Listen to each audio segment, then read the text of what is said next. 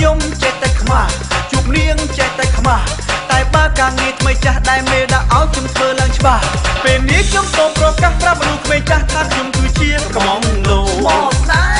ស្នេហ៍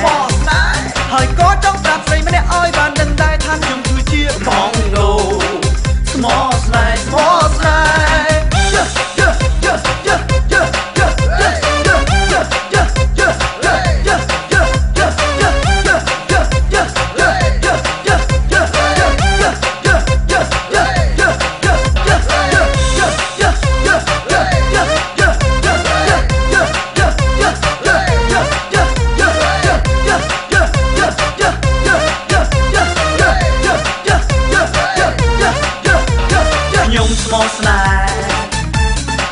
កំងដូខ្ញុំស្មោស្នេហ៍ខ្ញុំស្មោស្នេហ៍កំងដូខ្ញុំស្មោស្នេហ៍ខ្ញុំគឺជាកំងដូមានចិត្តស្មោះសរតាំងចិត្តតស៊ូឲ្យខិតខំធ្វើការសង្សារមិនទាន់មានតែបើមានសង្សារខ្ញុំតាំងចិត្តថាថេកែស្នេហាមួយនឹងឲ្យបានល្អ